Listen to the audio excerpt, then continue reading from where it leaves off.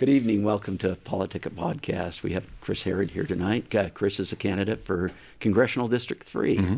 Thank you. So, and you know, you're not new to this this space, right? No. Why don't you tell our viewers a little bit about you and how you got into politics? I know you were in the House before. Mm-hmm. And so, well, you know, I grew up in a patriotic family. My dad's a veteran from Vietnam, and so he always taught us to love this country. And then it just so happened I grew up in Provo, and one of the founders of the Freedom Festival lived across the street. And so we were always invited to meet the recipients of the Freedom Award. I met Victor Blinko, who was the Russian pilot that defected to with a MiG-25 back in the 70s. I met the family that had built the homemade hot air balloon.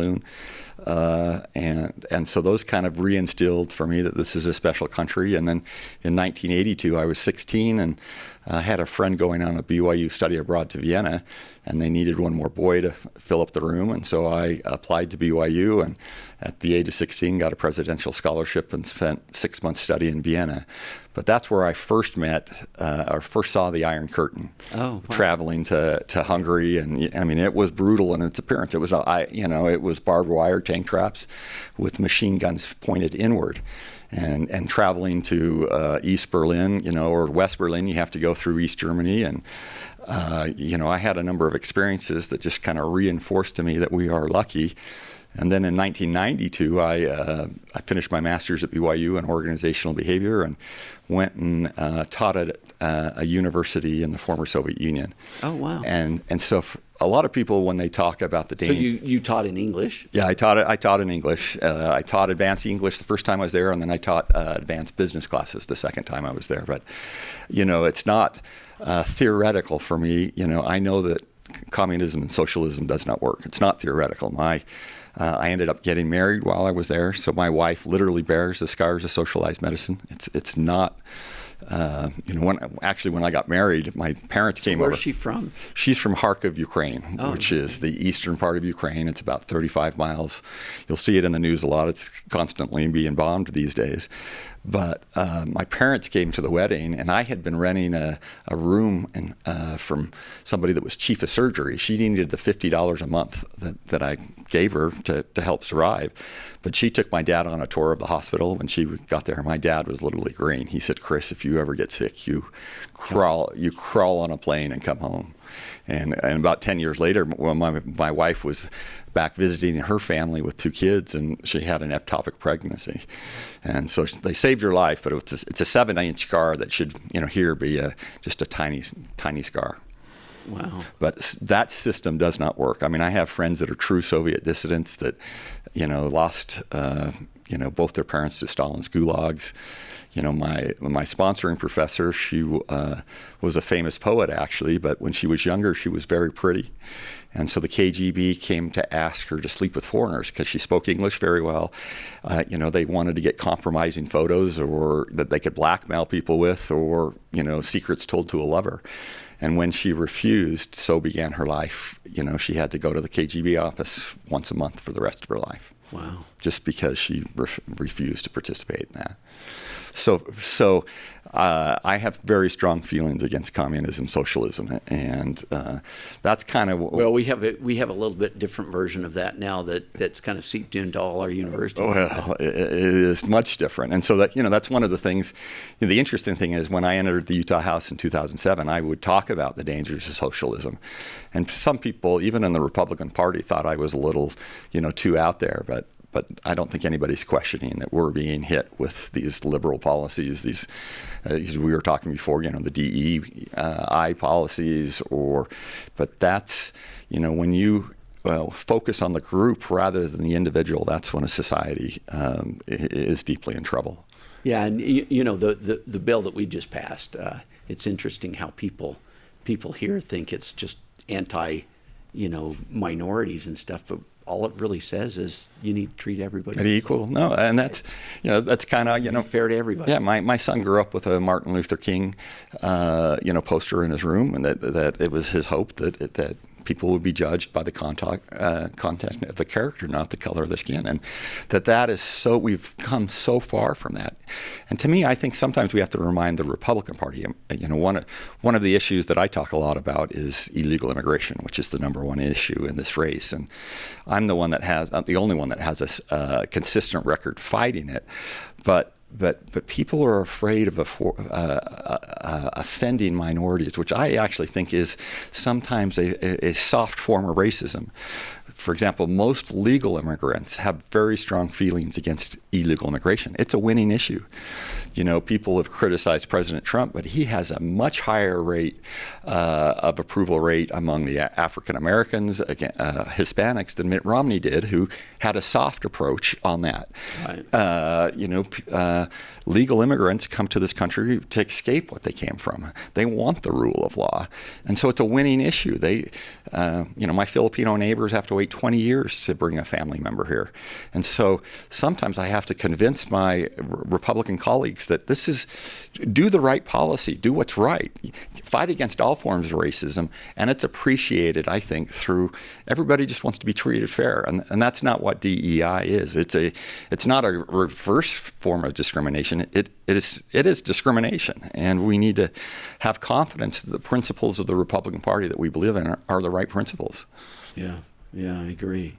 Hey, we're going to take a break. Okay. And we'll be right back.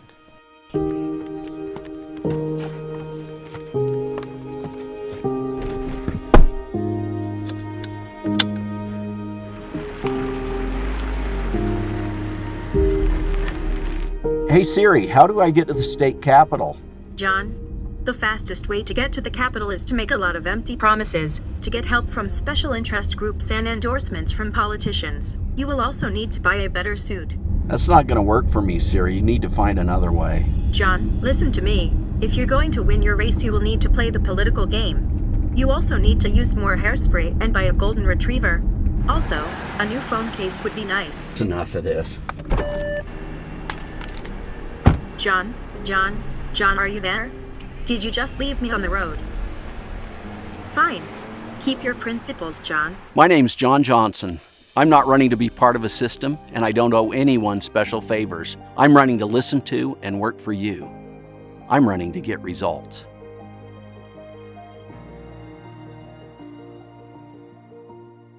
Welcome back to PoliticIt. Of course, we've got Chris Herrod here. Thanks for having me. Congressional District 3. So, before the break, we were talking about immigration issues and stuff. One of the things that a lot of people don't talk about is everybody wants to close the border, but what about the legal immigration? You had mentioned people having to wait for years to get family members here, and yeah, one of the big misnomers that people talk about is that our immigration system is broken. It's broken because we don't enforce it. You can always use tweaks here and there, but the immigration process, the way that it's supposed to be with sponsorship, is a great way for people to know if they're coming here for the right reason. For example, I was married in 1993, married in Ukraine. I didn't have the assets to sponsor my wife, so I had to ask my dad to if he would sign a document that he would be responsible for all my wife's costs to society for 2 years. And my dad said, well, Chris, I'll sign it on 2 conditions. One, that you always have a job so that I know that you're supporting yourself, because I don't want to support, the two of you. The other is that you'll always have health insurance, because I don't want to be responsible for a preemie baby. Well, now we're just the opposite. We have people come, we immediately get them on food stamps or housing vouchers and things like that. And you talk to legal immigrants, they took that process very seriously. I'm sponsoring my family member. I'm making sure that they're not a burden on society. And they were grateful after the 2 years. But we have gotten away from that. And where it's an entitlement. It's an entitlement. And if you look, if you understand like the Cloward-Piven strategy, that you break a rich society by overwhelming its resources, that's exactly what happens.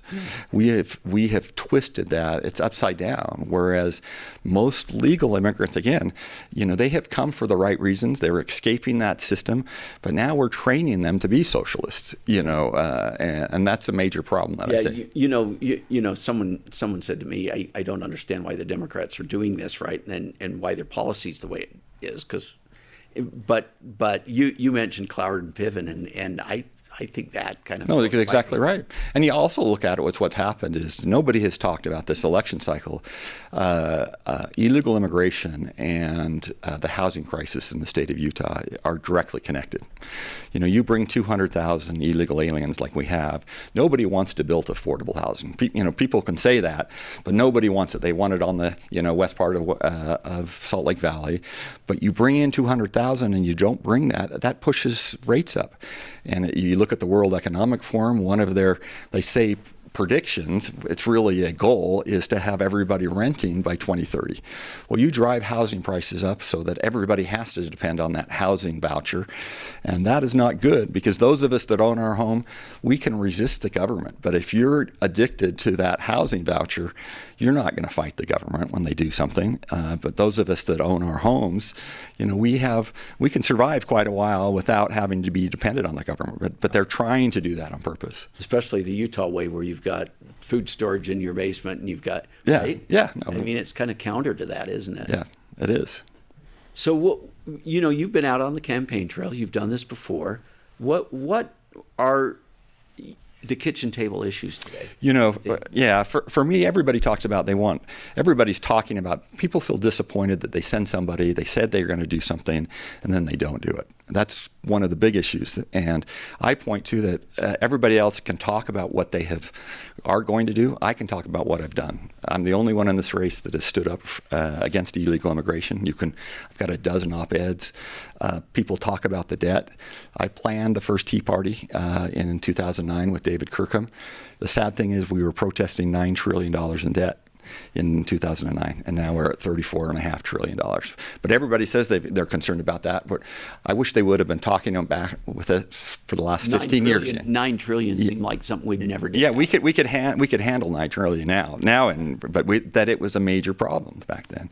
You look at, I have op-eds against wokeness before it was called wokeness.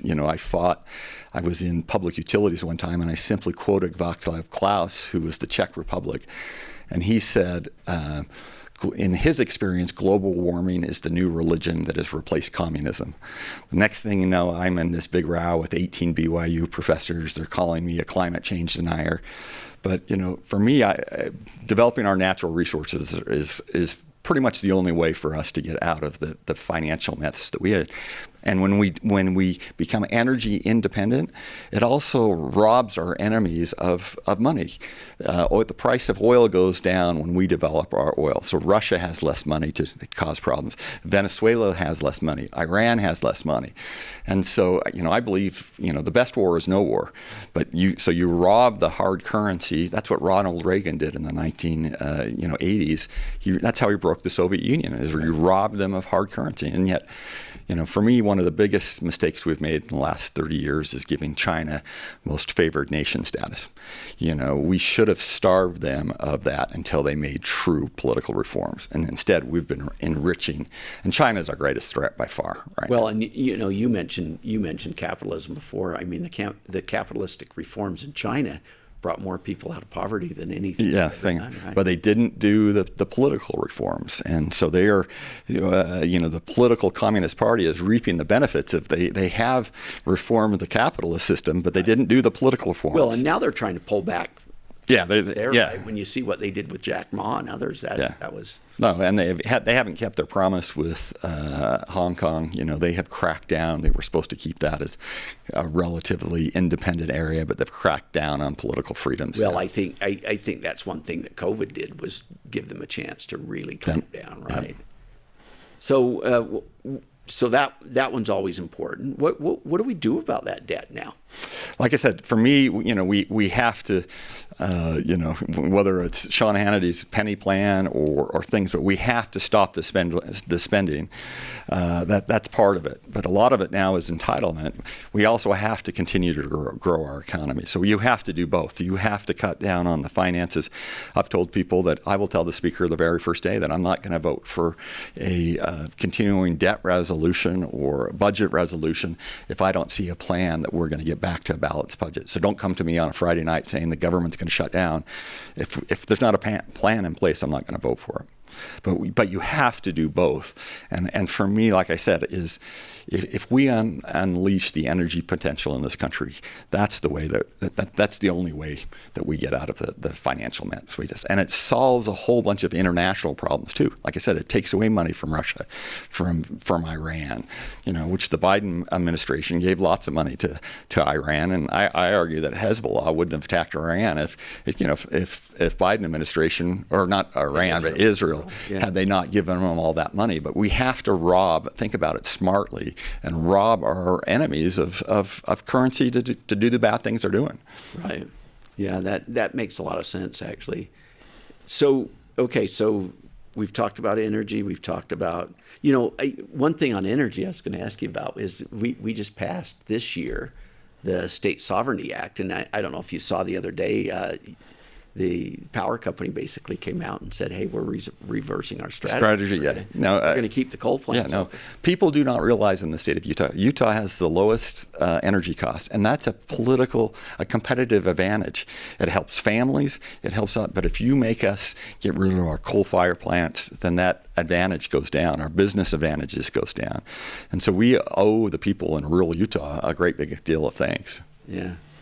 Well, we're out of time, but and I actually was enjoying our conversation. But why don't you make a pitch to voters? Okay. Well, my name is Chris Herrod. I'm running for Congressional District 3. I'm the only one in this race that has a proven conservative record and has been consistent on illegal immigration. I've talked about the lands issues. I reignited the land battle. I planned the first Tea Party. But I have a record, and I encourage you to go to my website, chrisherrod.com, and look at my record. But I would love to earn your vote.